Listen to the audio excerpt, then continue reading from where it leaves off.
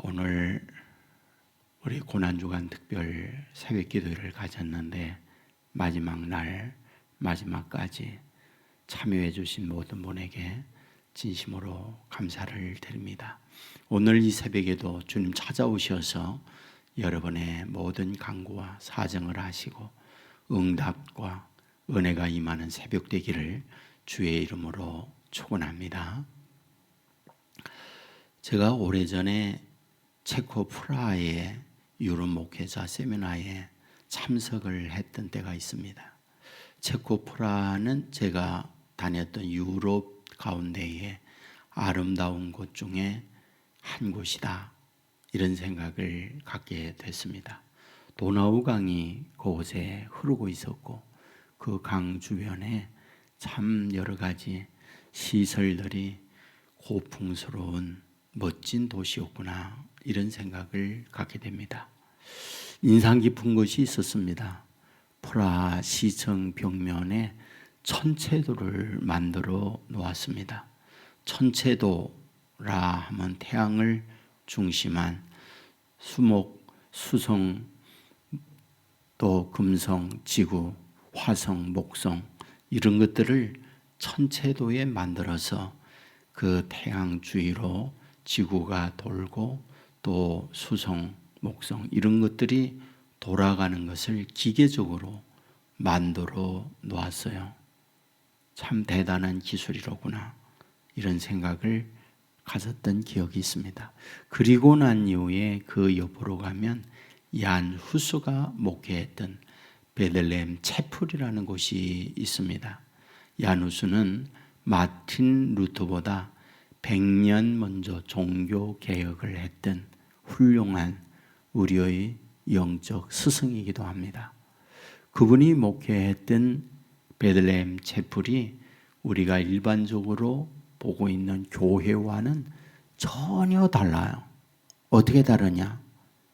교회당 입구가 우리와 같이 문이 커다랗게 만들어져 온 것이 아니라 아주 조그맣게 만들었어요. 그게 정문이에요. 고개를 숙이고 머리를 숙여야만 본당에 들어가요. 교회당에 들어가니까 교회당 안, 이와 같은 이런 교회당 아니에요. 그 안에 우물이 있는 거예요. 저는 교회당 안에 우물이 있는 교회는 처음 보았고, 또 지금도 그 외에 다른 교회에서 교회당 안에 우물이 있는 교회는 보질 못했어요. 그런데 안내하는 분이 이렇게 말하는 거예요.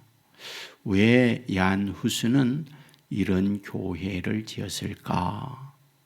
그것은 좁은 문으로 들어가야만이 생명수를 얻기 때문에 산교육으로 이와 같이 교회당을 지었다라고 안내를 해 주었습니다.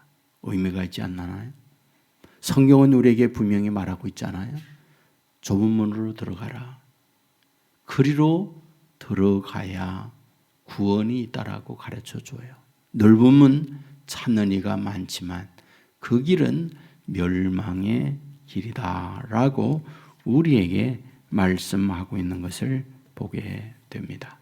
오늘 고난주간 마지막 말씀을 드리면서 우리는 한 주간의 십자가 고난에 관한 부분을 말씀을 살펴보았습니다. 다시 마무리를 하면서 십자가의 말씀을 드리려고 합니다. 여러분, 십자가는 당시 신앙 좋다는 사람들이 예수님을 십자가에 못 박은 거예요. 대제사장, 장로, 서기관, 바리새인, 당시의 종교 지도자들이고 누구보다도 믿음에 모범된 생활을 한다 하는 이들이 예수님을 십자가에 못 박아 죽인 겁니다. 그렇다면 도대체 왜 그랬을까? 메시아이신 예수님, 우리의 구원자이신 예수님을 어찌하여 믿음 좋은 사람들이 십자가에 못 박아 죽이는 걸까? 이에 대하여 성경은 말해주고 있잖아요. 오늘 읽은 본문 앞부분에 보면 2절, 3절에 이렇게 기록해요. 그는 주 앞에서 자라나기를 예언한 순 같고 마른 땅에서 나온 뿌리 같아서 고운 모양도 없고 풍채도 없은즉 우리가 보기에 흠모할 만한 아름다운 것이 없도다. 그는 멸시를 받아 사람들에게 버림을 받았으며 간고를 많이 겪었으며 질고를 아는 자라.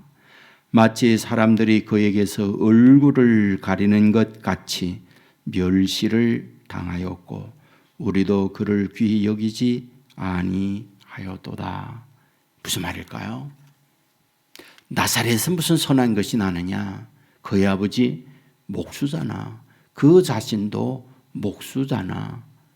메시아 구원자, 메시아 지도자, 메시아 앞서가는 용로자다. 그런 인물이 나사렛에서 난다고? 목수라고? 말이나 되니? 무슨 빽이 있어야 되잖아. 그래도 어려운 배경에 있다고 할 때에 누군가가 울타리가 되고 지붕이 되어서 그를 후원하고 뒷배를 볼 수 있는 그런 배경이 있어야 되는 거잖아. 그런데 예수는 뭐예요? 흠모할 만한 것이 없어요. 마른 땅에서 나온 뿌리 같아요. 여러분 시골에서 성장한 분은 알아요. 물이 많은 곳에 있는 나무 뿌리는요 곱습니다. 줄기가 아주 예쁘게 뻗어져 있어요. 그런데 아주 마른 땅에 물 없는 곳에 나무 뿌리 있잖아요. 흉측합니다. 엄청 삐뚤어져 있고 아주 괴상하게 뿌리가 생겼어요. 그러니까 마른 땅에 나온 줄기 같다. 이 말은 예수님의 외모 자체가 흠모할 만한 것이 없어요. 매력적인 것이 없어요. 이것은 단순히 외모만 말하는 것이 아니고 예수님의 주변 배경 자체도 내놓을 곳이 없는 그런 모습이었다. 그러니까 조롱하는 거예요. 사람들은 늘 외모만 보잖아요. 외모라는 것이 단순히 타고난 어떤 미적 감각의 외모를 말하는 겁니까? 그의 배경, 그의 집안, 그의 능력 이런 모든 것들을 보고 사람들은 판단하고 평가를 내리는 겁니다. 그런데 예수님은 어떠해요? 그런 게 없는 거예요. 그러니까 매질하고 멸시하고 그런데 누가 하나 나서서 예수님 편에서 예수님을 변호하는 사람들도 없는 거예요. 자, 우리는 여기에서 무엇을 발견합니까? 그런데 오늘 본문에서는 예수님이 매를 맞아요. 고통을 당해요. 멸시를 당해요. 오늘 여기에서 우리에게 뭘 말해주려고 하는 걸까? 고난 없는 영광은 없다. 십자가 없는 부활은 없다. 이것을 말씀하려고 하는 것. 이것이 오늘 본문에서 우리에게 주는 메시지예요. 저는 제 개인적으로도 그렇고 제 주위에 있는 분들에게 늘 얘기해요. 자연의 이치를 꼭 깨달아야 한다. 하나님께서 천지 만물을 창조하셔서 우리에게 천지 만물을 주신 것은 그 안에 하나님의 마음, 하나님의 이치가 무엇인가를 깨우치기 위하여 이 자연을 만들어 우리에게 주셨다. 그러므로 자연 속에 계시하신 하나님을 우리가 잘 알아야 한다. 이 부분을 참 제가 많이 얘기합니다. 여러분 봄, 여름, 가을, 겨울 이 하나님이 천지 만물을 창조하시고 이 지구상에 그걸 주신 거예요. 밤과 낮 하나님께서 이 지구상에 그와 같은 걸 하나님이 계시하여 주신 거예요. 왜 하나님께서는 봄만 있지 아니하고 겨울을 주십니까? 그 겨울의 추움을 견디고 나야 개나리도 피고 진달래도 피고 벚꽃도 피고 목련도 피고 그런 우리에게 깨달음을 주는 거예요. 겨울을 견딘 자가 봄날의 기쁨이 있는 거예요. 여러분 생각해 보세요. 물이 왜 낮은 곳으로 흐릅니까? 겸손한 곳에 하나님의 축복이 흐른다는 걸 배워주기 위한 하나님의 이치잖아요. 여러분 밤을 견뎌야 낮이 오는 거예요. 하나님께서 이러한 부분을 통하여 우리에게 깨우쳐 주는 거예요. 여러분, 나비가 어디서 옵니까? 벌레에서 오는 거잖아요. 벌레. 흉측한 애벌레에서 부화함으로 나비가 나와요. 단순히 애벌레에서 나옵니까? 고통과 아픔의 과정을 거치고 통과해야만이 건강한 나비가 돼서 아름답게 하늘을 나르고 있는 것. 뭐예요? 그 고난의 과정을 거쳐야 영광스러움이 있다. 십자가를 거쳐야 부활이 있다. 이것을 우리에게 자연을 통하여 깨우쳐주고 있는 메시지거든요. 베드로전서 2장 21절에 보면 이를 위하여 너희가 부르심을 받았으니 그리스도도 너희를 위하여 고난을 받으사 너에게 본을 끼쳐 그 자취를 따라오게 하려 하셨느니라. 예수님께서 고난을 받은 거 너희도 예수님의 자취를 따라 고난의 길을 가도록 하기 위해서라고 말씀을 해주고 있어요. 여러분, 하나님께서 이스라엘 백성 선택합니다. 주의 자녀예요. 그런데 고통하고 있는 이집트에서 그들을 출애굽을 하잖아요. 400년 동안 노예 생활을 하면서 정말 얼마나 많은 눈물과 탄식과 절망 가운데 살았습니까? 그러므로 그들을 출애굽해서 곧바로 가나안으로 데려가면 얼마나 좋겠어요? 그런데 하나님은 광야로 끌고 가요. 그래서 광야 40년 동안 어쩌면 이집트에 고통하던 아픔 이상으로 고난의 과정을 걷게 만들어요. 왜 그럽니까? 하나님의 선민, 하나님의 택한 백성인데 왜 그러시냐고요? 여러분, 가나안은 광야 없이 갈 수가 없기 때문에 그런 거예요. 광야의 고난의 과정을 거쳐야만 가나안에 간다는 걸 하나님이 우리에게 말씀해 주는 거예요. 성경을 보세요. 하나님의 위대한 인물들이요. 여러분, 겨울의 고난을 거치지 않고 간 사람이 누가 있어요? 누가요? 누구보다도 요셉을 하나님이 얼마나 사랑합니까? 얼마나 사랑해요? 그런데 하나님은 이 요셉을 17살 때 노예로 팔려가게 만들고 노예 생활을 하고 억울하게 누명 쓰고 감옥에 갇히게 하고 고난의 과정을 거치고 난 이후 30살에 총리로 세워지고 있는 걸 보잖아요. 무슨 얘기예요? 그 영광, 고난 없이 주치지 않아. 우리에게 말해주는 거죠. 다윗을 보십시오. 여러분, 사울이 이새의 집에 가요. 왜 갑니까? 이새의 8 아들 가운데에 왕으로 기름 붓기 위해서 갑니다. 엘리압이 들어오는데 풍채가 좋고 하나님께서 이런 인물을 준비해 놓았구나. 기름 부으려고 하니까 하나님이 노예요. 그리고 말씀합니다. 사람은 외모 보지만 나는 중심을 본다. 안 된다는 거예요. 7제까지 다 사무엘 앞을 지나갔지만 하나님은 예수하지 않았어요. 이새에게 묻습니다.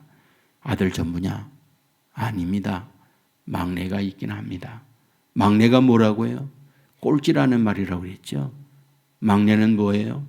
인간적으로 가장 초라한 존재라는 뜻을 갖고 있다는 말씀을 드렸죠.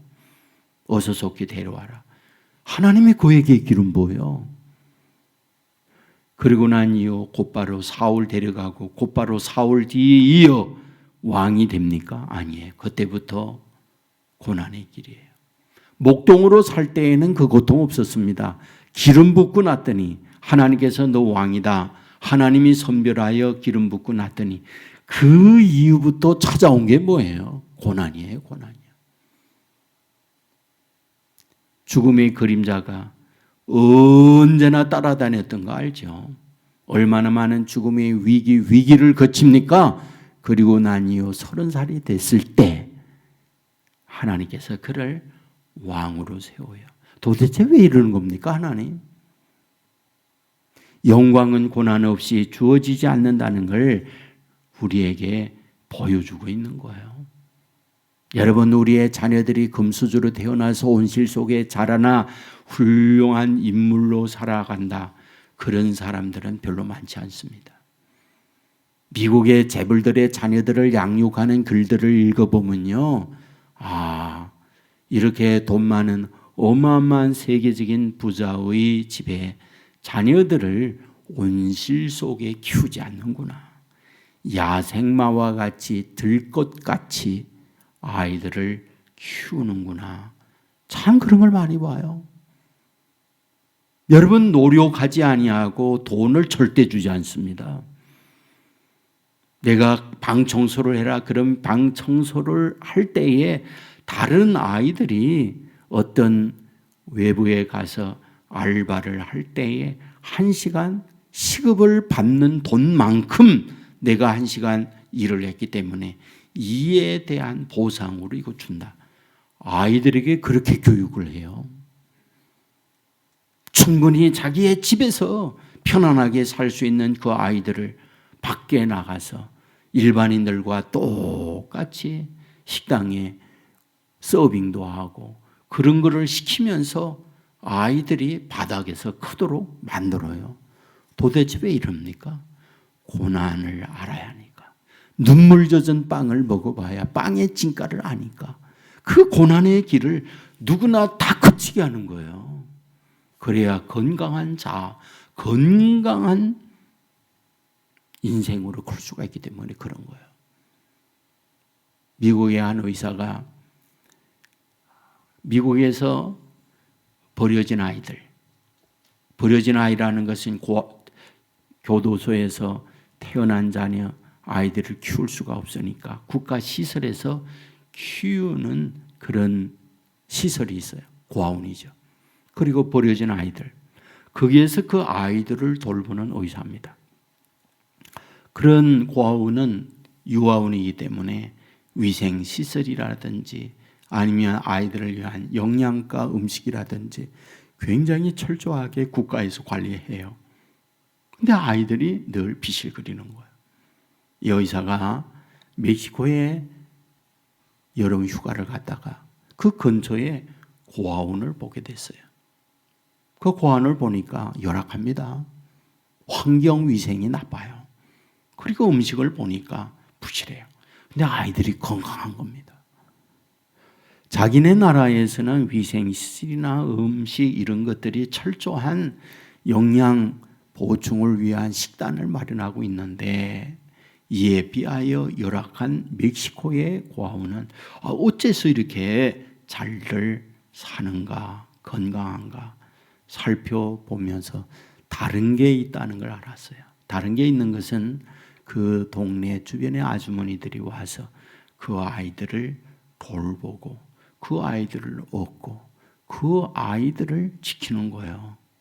여기에서 이분은 굉장히 중요한 사실을 발견하게 됩니다. 그게 무엇이냐?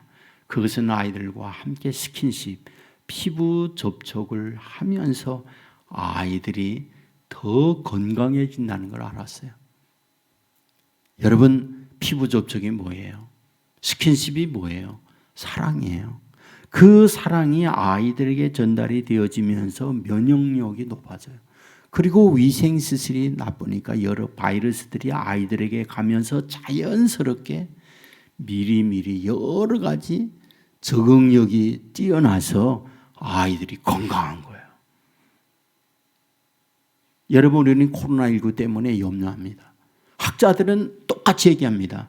스페인 독감 바이러스나 홍콩 독감 바이러스나 코로나19 바이러스나 다를 거 없대요. 똑같대요. 그런데 왜 난리가 칩니까? 그 코로나 바이러스의 적응력이 면역력이 우리에게 없기 때문에 문제가 되는 거래요. 지금 백신 맞아요? 면역력이 우리가 키워지면 우리는 독감이 오듯이 코로나19 바이러스가 매해마다 온다는 거예요.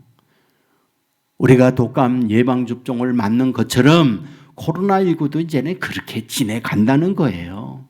면역력이 현재 우리는 없으니까. 여러분, 스페인 독감으로 엄청 죽었죠. 홍감 독감으로 엄청 죽었죠. 그때 그 바이러스를 이길 만한 면역력이 없기 때문에 죽은 거거든요. 똑같습니다.